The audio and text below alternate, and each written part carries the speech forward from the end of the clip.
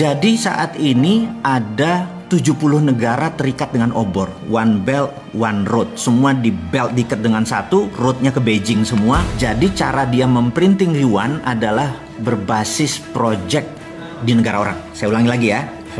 IMF memprinting money dolarnya menggunakan project di negara lain, dan itu sekarang ditiru oleh obor One Belt One Road-nya dia. Jadi negara-negara 70 negara, ada Pakistan, ada Sri Lanka, Papua Nugini. Mungkin 60% portfolionya diambil oleh obor tadi. Jadi dia ngeprint yuan berbasis project di negara lain gitu ya. Nah, apa yang Amerika lakukan adalah Amerika mau melakukan deoborisasi. Jadi dia mau cara membuat miskinnya proyek obor itu adalah deoborisasi. Jadi kalau Trump menang, menurut saya Cina lewat. Tapi Trump ini compang-camping sekarang karena globalis cabal, si kaum Bilderberg sangat benci sama Amerika karena globalis cabal itu sudah kawin sama Partai Komunis Cina, sehingga seluruh proyek globalis semua ada di Cina. Jadi sekali lagi, ini menarik nih. Cina pasang badan sebagai underlaying, sebagai pondasi dari seluruh globalis cabal. Cina bermain karena globalis senang sama negara otoriter. Dia nggak senang sama negara demokrasi. Otoriter kan one man, suara pemimpin langsung diikuti suara rakyat. Rakyat nggak mau disikat rakyatnya gitu ya. Itu anti demokrasi gitu.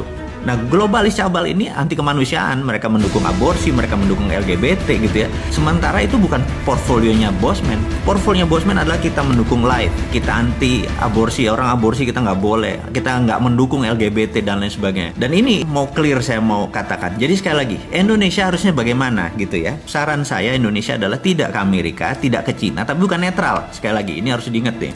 Netral itu artinya nggak ada posisi. Kita harus ambil posisi. Jadi saya berharap Indonesia ke depan memanfaatkan konflik kisruh ini. Saya udah pernah cerita tentang choke point. Sekarang kita nggak bicara itu. Kita ada lagi untuk menyelesaikan masalah itu adalah, nah ini. Jadi sahabat semua, kira-kira 2 minggu yang lalu saya membuat video yang ternyata sangat menggemparkan karena video itu adalah The Secret Meeting That Changed Indonesia. Di mana saya terinspirasi dengan peristiwa tahun 89, di mana ada The Secret Meeting That Changed China, di mana China merubah center of gravitatis atau pusatnya dari menjadi independen, menjadi tidak bergantung pada IMF. Dia punya ukuran sendiri, dia punya hukum dagang sendiri, dia punya meteran sendiri yang dia lakukan dan membuat China sebesar sekarang. Itu sebenarnya saya sangat terinspirasi dengan China, bahwa Indonesia waktunya sekarang. Kenapa waktunya sekarang? Saya mau terangin.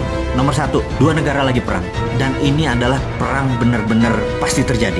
Dan begitu mereka memenangkan perang, misalnya Tiongkok memenangkan perang, ya sudah, dunia akan rule by Tiongkok. Kemudian kalau Amerika menang, ya rule by Amerika gitu ya. Dan kita tahu bagaimana Amerika rule the world-nya gitu ya. Nah, sekarang who will win? Pertanyaannya, siapa yang akan menang? Dimanapun perang panjang, syaratnya ya, kalau perangnya panjang, dua-duanya hancur gitu ya. Maka itu saya mungkin orang yang paling aneh mengharapkan ini perang fisik, benar-benar tembak-tembakan, dan perangnya lama, dunianya hancur dua-duanya. Ini kesempatan kita unggul, itu satu. Yang kedua adalah kita ini mau mengingatkan Pak Jokowi. Pak Jokowi, Anda orang paling beruntung sedunia, di mana Anda saat ini mempunyai suara di partai itu lebih dari 60%, bahkan saya menduga lebih dari 70%. Kalau Anda udah dapat 70%, 2/3 suara lebih, Anda absolut, dan ini bagus. Kenapa bagus? Karena kalau politiknya gonjang-ganjing, Anda nggak kontrol, Anda tidak bisa melakukan apa yang akan kita sarankan. Jadi saya ada 2. Nomor 1, kenapa saya sebut time is now? Time is now gitu ya. Pak Jokowi nggak bisa. Saya sengaja sekarang bicaranya kepada pemimpin tertinggi yang secara sah Anda berkuasa. Saya mau mengingatkan, Pak, ini perang gitu ya. Perang ini Anda harus ubah seluruh pemainnya yang jago perang. Percaya saya, kalau Anda masih pakai tim yang lama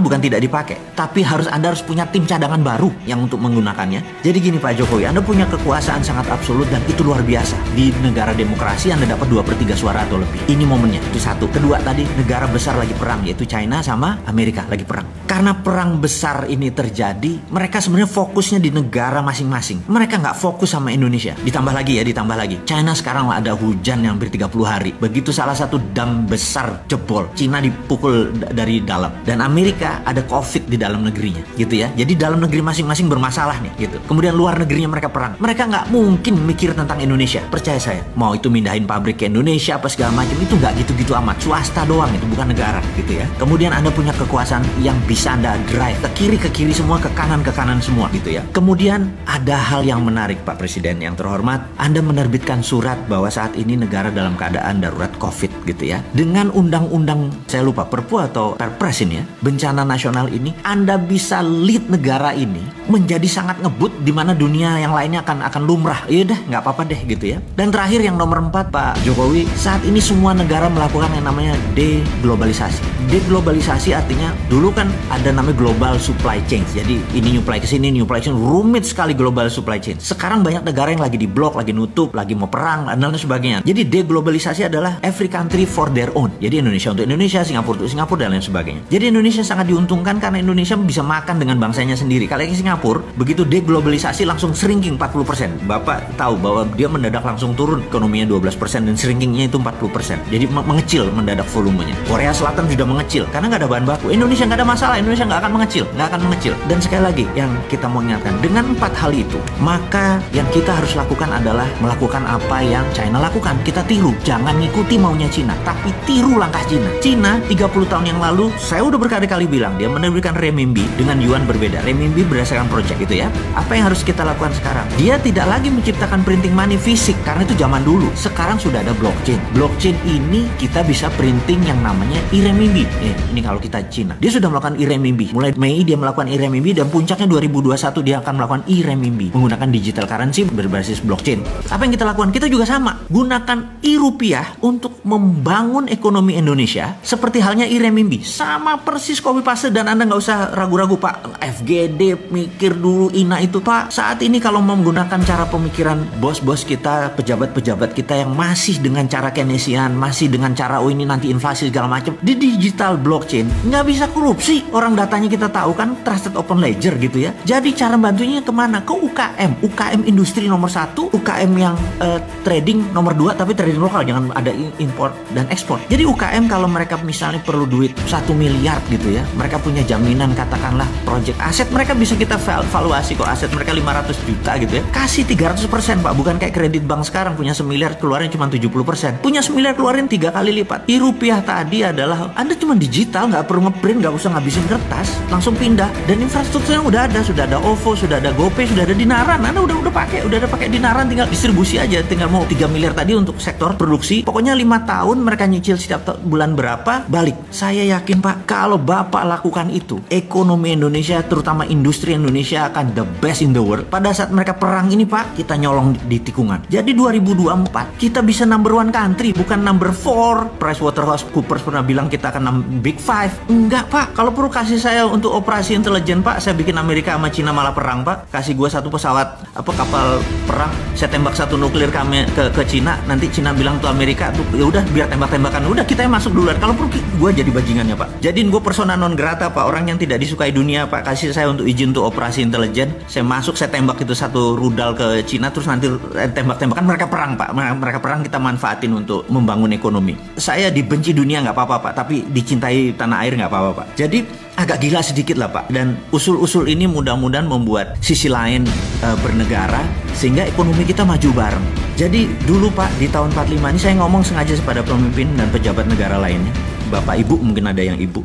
Di tahun 45 kita merdeka karena common sorrow, menderita bersama gitu ya. Sekarang ini ada yang seneng, ada yang susah. Jadi sekarang kita nggak kompak. Jadi cara untuk membuat bangsa kita ini kompak, 1, Pak, cepet-cepet buat common happiness, Pak. Cepet-cepet buat seneng bareng. Jangan susah bareng, Pak. Kita udah capek tahun 45 aja kita susahnya. Kalau sekarang ke depan kita harus buat common happiness.